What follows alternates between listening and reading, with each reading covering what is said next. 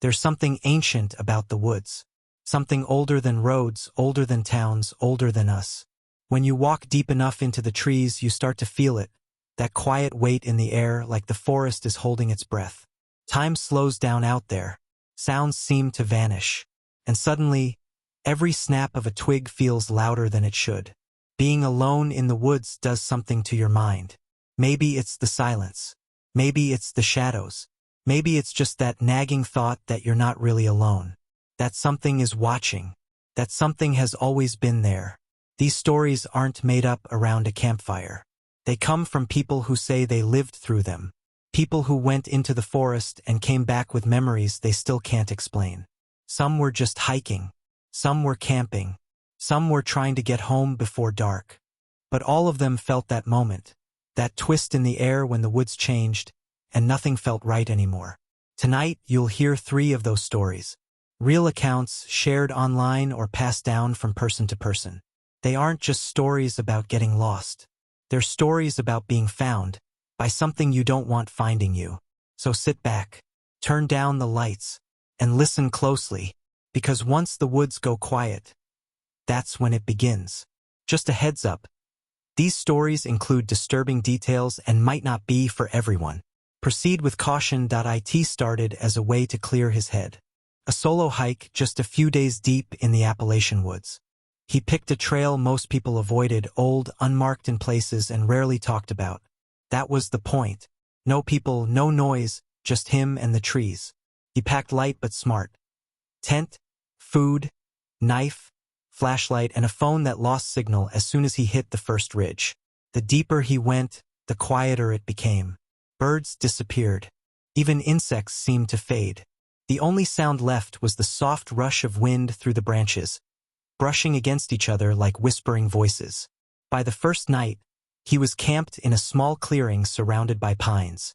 The silence wasn't peaceful, it was heavy. That kind of quiet that makes your ears ring. As darkness fell, the forest didn't come alive. It held still. Then he heard it. Branches cracking, leaves rustling, someone or something walking just beyond his tent. He sat up and called out, "Hello!" No response. Just footsteps that slowly faded away. The next night it happened again. But this time the sound circled his tent.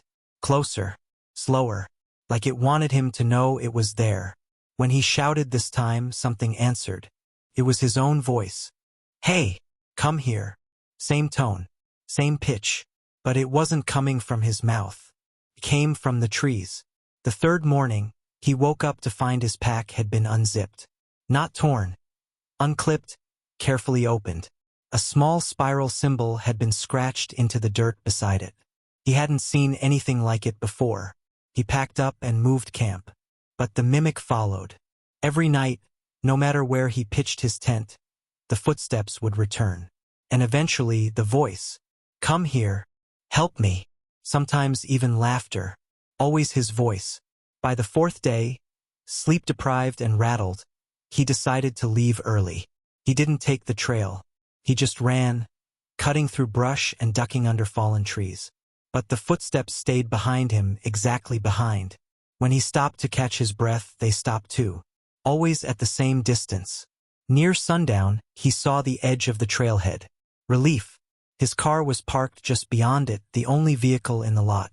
He broke into a run. And then, just a few steps from the open gravel, it called out again. Right behind him. "Don't leave." He turned around. Nothing. Empty woods.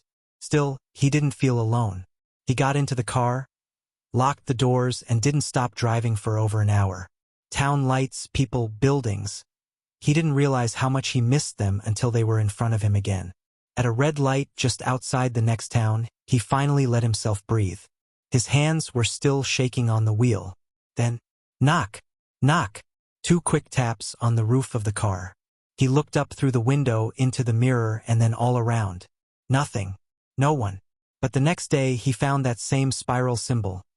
Scratched into the back of his car. It was supposed to be a rite of passage. 3 teenage boys, fresh out of high school, heading into the woods for the weekend. No parents, no curfews, just them, some tents, junk food, and a campfire. They picked a spot deep in the Pacific Northwest. One of them had been there once with his dad years ago. A lake nearby, flat ground for tents, and enough trees to block out the world. It was perfect. The first day passed like any normal camping trip. They set up camp, swam in the freezing water, told dumb jokes. That night, they sat around the fire tossing marshmallows into the flames and telling scary stories. Urban legends, local rumors, the usual stuff. Then, as the fire burned lower, one of them froze. "Do you guys see that?" he whispered. Across the clearing, just past the treeline, were two dim shapes, low to the ground, still like someone crouching. No flashlight, no sound, just the faint outline of something or someone watching. They shone a flashlight at it. Nothing there, just trees. Maybe it was a shadow, they figured. A trick of the firelight. An animal, maybe. The next day felt off. The woods were quiet, and one of their wood piles was gone. No tracks, no mess, just missing. That night they stayed closer to the fire, laughed louder than before, trying not to admit they were spooked. But later, when they finally zipped up their tents, things got worse. Breathing. Outside the tent. Low, slow, steady. None of them dared move. They didn't say a word. The breathing continued for what felt like hours before it finally stopped. The next morning, they found bare footprints circling their tents. Human footprints. No shoes, no socks, just prints in the soft dirt pacing. That was it. They packed. Fast. No more campfire. No more laughs. Just bags over shoulders and a silent hike out. But halfway down the trail, they knew they weren't alone. Twigs snapped behind them, then to the side. A flicker of movement in the trees. Every time they stopped, so did the sounds. The tension built until one of them finally broke into a sprint, shouting for the others to run.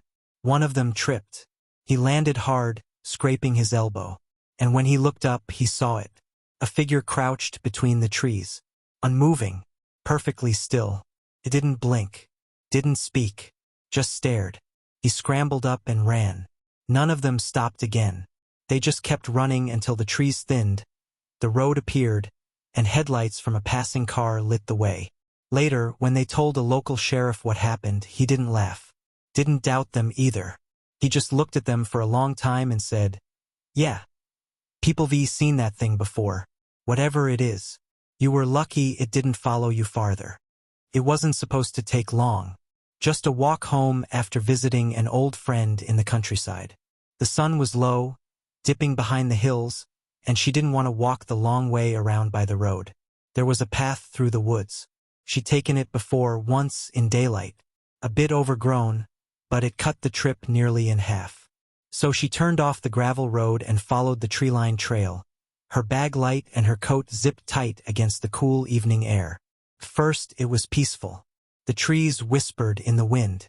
The ground was soft with fallen leaves. But a few minutes in, something felt off.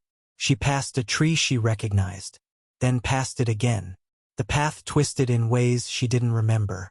The usual landmarks were missing, no wooden gate, no mossy stone wall. The sounds changed too. Birds were silent. No rustling, just her footsteps and the faint sound of... What was that? Laughter. Far off, echoing through the trees. She stopped, listened. Sounded like a child. Then she realized it sounded like her as a child. The voice was unmistakable. She checked her watch. The second hand had stopped moving. Her phone too dead, though it had been nearly full. The woods grew darker, but not from the setting sun. It was as if the trees themselves were dimming the light. She kept walking, hoping to find the road again. Then she saw it. A small stone cottage tucked between twisted trees. Smoke curled from the chimney, and a single light glowed from the window. There was no driveway, no power lines, no signs of anyone living there. The smell of burning wood hung heavy in the air. Something about it was wrong. She stood frozen, unsure whether to approach. That's when the door creaked open. A man stepped out, or something that looked like a man. His face was too long, too smooth, pale and stretched like wax. No eyes, just empty skin where they should have been. Yet she felt his stare. She turned and ran. Every path she took looped back. The trees rearranged themselves. No matter which way she went, the cottage reappeared ahead of her, glowing faintly through the branches like it was waiting. She didn't know how long she ran. Time felt wrong. The air felt thicker the deeper she went. Eventually, she broke through a wall of thorns and stumbled out onto asphalt. A country road. She dropped to her knees, breathing hard, the stars now fully out. A car passed 20 minutes later, and the driver helped her into town. It was nearly midnight. She swore she'd only been gone an hour, maybe 2, but she'd left her friend's house around 5. She'd been in the woods nearly 7 hours. She never found that path again. Not on a map. Not in person. Months passed. She tried to forget. But then the dreams started. The same cottage. The same man without eyes. Always standing in the doorway, always watching. Saying nothing. She'd wake up breathless, heart pounding. And every single time, her sheets would be dirty. Her fingernails packed with soil. As if she'd been somewhere else. Digging. Crawling.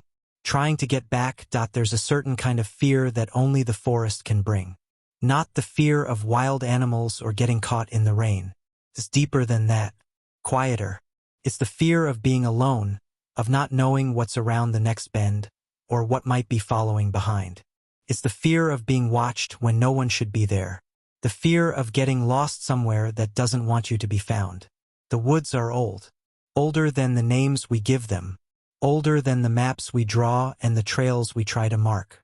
They were here long before us. And they'll still be here long after. And maybe they remember things. Maybe they keep things. Stories. Footprints. Faces. Some say the forest is peaceful. A place to disconnect and escape. But sometimes, if you wander too far or walk a path that isn't really there, you don't escape to something. You escape from something. So if you ever find yourself in the woods, and the trail feels wrong, if the silence grows too thick, or the trees feel like they're leaning in, turn back, because some paths were never meant to be walked. Thanks for listening to these stories. If you enjoyed them, be sure to like, comment, and subscribe for more true horror tales. Just maybe check your windows first. And if you hear something calling from the woods tonight, don't answer.